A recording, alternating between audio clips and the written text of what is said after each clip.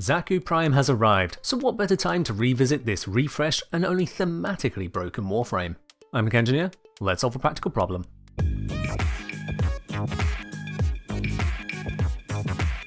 Zaku can be obtained from the market as with all frames, or can be earned from the Intrati bounties on Deimos. The tier 2, 4 and 5 bounties are where you can get the parts blueprints, while the main blueprint comes from the quest Heart of Deimos. You can get more main blueprints from Cephalon Samaris if needed. Building Zaku requires multiple materials from the plains of Eidolon, Cambion Drift and Orb Vallis, including Gyromag systems, only obtainable once you have rank 5 with Solaris United. Their costs are not easy to afford. Zaku Prime, on the other hand, is just like any other recently released Prime. Grab the relics from your favourite location, like Void Capture, Disruption or Relic Packs, crack them open, hope for blueprints. If your luck isn't good, traded blueprints are fine. Building Zaku Prime requires only a spread of normal resources. They're one of those frames where the Prime is simply much easier to obtain than the base variant. Whichever way you end up running the Skeletal Void Demon, let's see what Zaku does. Their major gameplay features include dealing a budget form of void damage. Budget, as some void mechanics like damaging Eidolon shields do not count Zaku's void. Zaku can create auto-firing turrets, suppress enemy defenses, corrupt groups of enemies with mass mind control, survive through evasion, make their abilities have indefinite duration, and has access to a slowing ability which can reach 100% slow, as in freeze enemies in place. This isn't without drawbacks or limits, however. Zaku is very bad at hit point tanking, is a rather inactive caster, and lacks reliable stealth and mobility options. Their first ability, Xata's Whisper, deals a second hit of void damage whenever Zaku hits with a weapon. The second hit uses the total damage delivered in the attack after hit location bonuses, but before accounting for enemy resistances and vulnerabilities. It is then scaled by 26%, multiplied by strength. As the converted hit is purely void damage, it is normally incapable of triggering anything other than a void status effect, making it less effective for status damage based builds. As the second hit is a new hit in its own right, on the same spot of the enemy, this reapplies body part multipliers and faction bonuses. For a shot where the enemy is strong and takes half damage, Xata's Whisper is reduced by half again. For a shot where the enemy is weak, such as some headshots dealing 3 times damage, then Xata's Whisper deals 3 times damage again on top of this. Effectively, this makes headshots from weapons with the normal 3 times multiplier gain a 78% damage bonus multiplied by strength, far exceeding Roar or Eclipse when subsumed. This power also means that Xata's Whisper cannot be used on a Warframe alongside Roar, Eclipse, Amp or Vex armor. You can still get those benefits from your allies, however. Xata's Whisper does not buff abilities, functionally having no effect on the rest of Zaku's kit. Next is Grasp of Luck. This ability tags any number of enemies in range up to the max targets, stealing their weapon from them if they have one that can be stolen. For each enemy in range, whether the theft is successful or not, Zaku gains a floating spectral gun or orb hovering around them, up to the max limit on the ability. The max can be increased with range mods, and the ability can be recast until the max is reached. While active, these act as automatic turrets, shooting any damageable enemies in both range and line of sight of the guns. When I say line of sight, I want you to remember that Zaku is the broken Warframe. Sometimes line of sight is more of a suggestion than a rule. Each gun fires about once per second, meaning that more guns gives more shots per second. This unusually means the DPS of the ability scales with both range and strength. All shots are single target with no AoE or punch through. Despite the apparently low base damage of the ability, the damage it deals scales linearly with enemy level.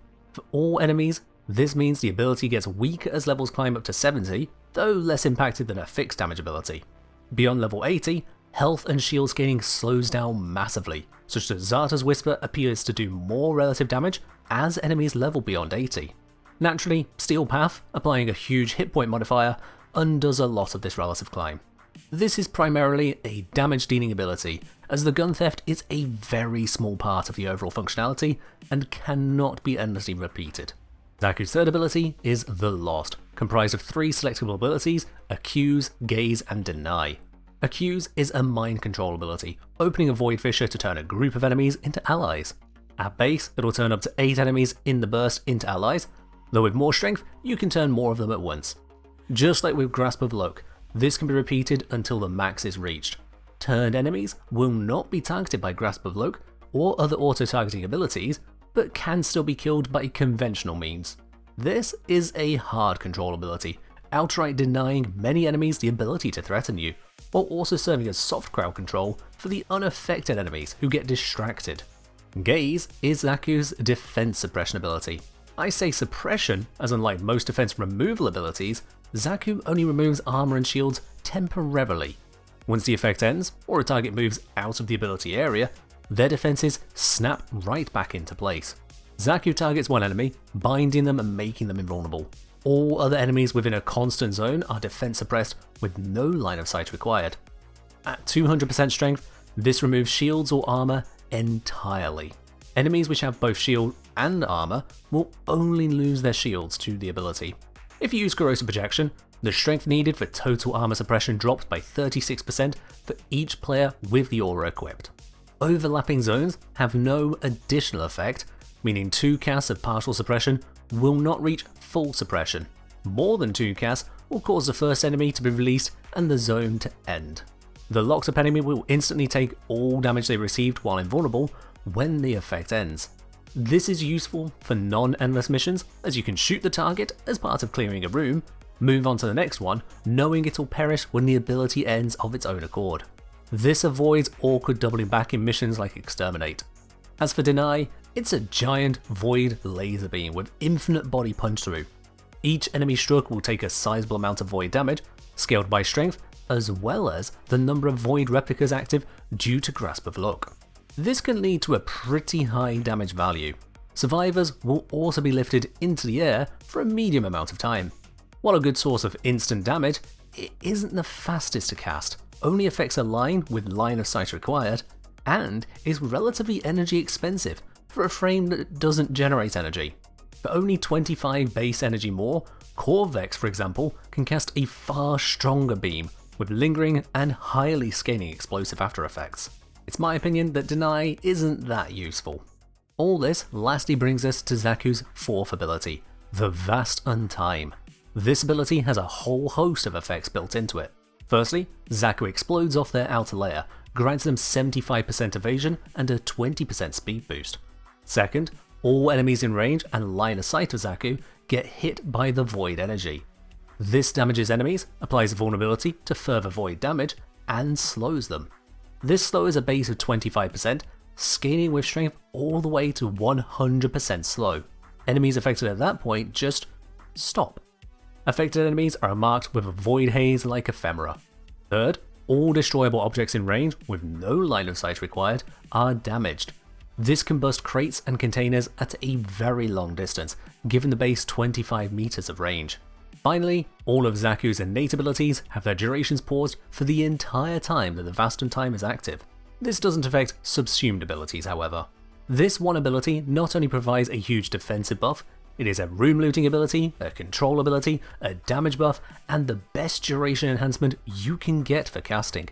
This enables Zaku to keep up the defense suppression from the Lost, guns from Grasp of Loc, and weapon buff from Zarta's Whisper almost indefinitely.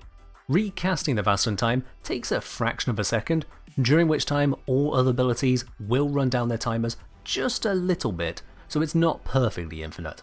Hold casting will end the effect early, such as if you want abilities to expire.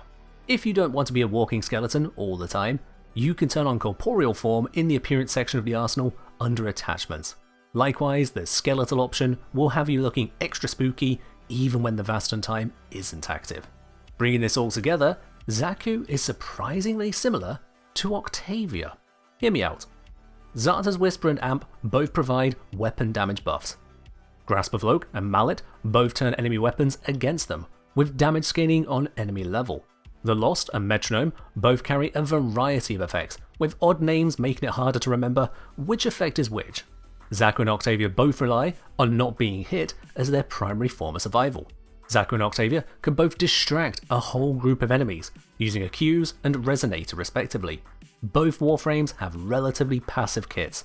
Deploy the effects, move into optimal positions, and the game can somewhat run itself. You may fire your guns to join in, or to take out core defensive enemies like ancient healers. So if you're a fan of Octavia, you probably can be a fan of Zaku, and vice versa. So let's turn this theory into 5 different builds. The majority of these builds rely on, or at least lean into, having Archon shards equipped to get the most out of the frame. I'm using 1 shard for energy max, 1 Tau Forge for strength, and it's important it's Tau Forge for breakpoint purposes, 2 for duration, and 1 for starting energy, as Zaku kinda needs expensive abilities from the get-go. If you like these shards, I have variations prepared for you. First up, a nearly immortal Zaku. This build hits the 200% strength breakpoint perfectly to wipe out enemy defenses, while also having enough range and duration to keep all abilities relevant. Rolling Guard is the backup plan for the occasional shot that gets through. How this build is near immortal is because of the Karnis set. Equipped to Zaku, a pistol, and a melee set for heavy attacking, the evasion of his 4 and the accuracy debuff from Karnis make ranged attacks almost useless against Zaku. Melee will still get through, which is where a companion and Grasp of Loc can help deal with sneaky enemies running up from behind. Mostly, however, Zaku will be hard to kill this way. Brief Respite and the Augur Mods also provide extra shield support. Not only does this help keep Molt efficiency stacked up, it provides as much as 230 shields on cast of the Vastan Time for a significant boost against stray shots. If you don't have the Archon shards to power up this build, replace Prime Sure-Footed with Power Drift, and otherwise accept the loss of duration and energy. Crucially, the 200% strength and 175% range should be respected to get the full value out of the Lost Gaze. Heavy attack enemies with your choice of melee, with Glaives being especially good for this, and enjoy an Undying Skeleton. Just watch out for Eximus.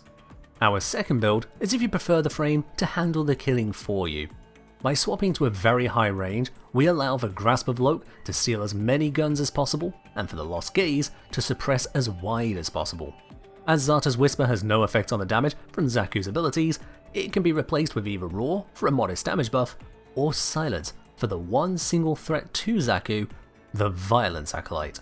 Normally it's fine to dance around Eximus and let enemies filter in at a normal pace into your kill box.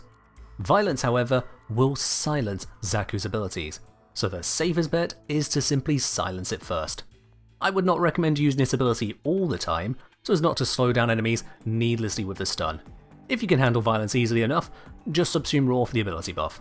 This setup reaches full defense strip after just 92 kills.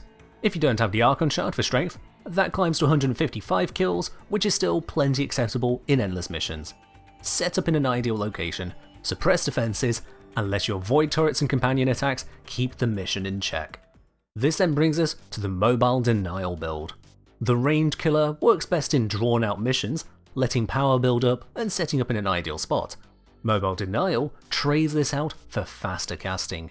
Utilizing a perfect amount of strength to full suppress armor, again use Power Drift in the Exodus if you don't have the Archon shard, we can relatively cheaply and with good range remove the defenses off groups of enemies on the go. Grasp of Loc will help tear enemies down, and you can pour enough damage into the gaze target to let them die automatically once you're a couple more casts down the mission. This is one of the more energy intensive setups as it expects frequent casts of the Lost. Even then, it's still very manageable with just Xenric's Wellspring to keep the energy up. With that alone, assuming you cast the Vastan Time on expiring, you can afford to cast the Lost every 18 seconds. As the duration is kept just barely neutral here with Archon shards, skipping those will hurt this setup a bit. You can shore it up with a duration mod over natural talent, at the cost of slower casting speed of course. Bounce from room to room, gaze down one enemy and take out everything with their defenses missing. Aim for headshots for the massive boost to parkour velocity. Beyond those combat focus builds, we have 2 more niche approaches. Golden Goblin is all around the level 15 helmet ability, Golden Instinct. As Zaku is an exceptional crate buster, augmenting that with Golden Instinct makes them a brilliant rare loot hunter. I've covered how this approach can be specifically farmed in my guide on farming Endo, Forma and boosters all in one. I'll pop a link to that below the video. In this build, I've used Arcane Energize to help maintain the energy demand of repeat casts of the Vastan Time. However, Xenric's Wellspring, or replacing Flow with Energy Nexus, will still give you a modest cast rate. As Golden Instinct is a necessary subsume for this to be golden, No other subsume can be used to enhance energy gain or lose distraction. Then finally, we have the least sensible of all the builds. Given Zaku can hit a wide area line of sight slow with 100% effectiveness, I had to make something for that. Due to enemies not conveniently lining up to be slowed most of the time, expect to cast repeatedly for locking down any given area. By doing this without killing the enemies, you can bring entire mobile defense missions or similar to a complete standstill, ticking off the timer almost without fighting. I don't know why you'd want to do that, but it's an option. While at first glance it looks like this build is only 293% strength, the Aura Growing Power allows you to easily add 25% to that, and the mod Precision Intensify gives a further 90% to the 4th ability specifically. This reaches 408% for that time stop effect. Speaking of really niche uses for Zaku, all 5 of these builds use their 4th ability, which is also capable of a very specific type of fast movement. It's dumb and hard to control, but if you slam with a melee at about a 30 to 45 degree angle away from vertical, then cast their 4 at the peak of the forward velocity, you get this. It's niche, but done just right, you can speed burst through parts of missions in a way usually reserved for Gauss or Zephyr. Zaku really is a combination of many frames wrought oddly together by the Void. I hope this gives you everything you could want to make this broken Warframe into the problem solver they very often can be.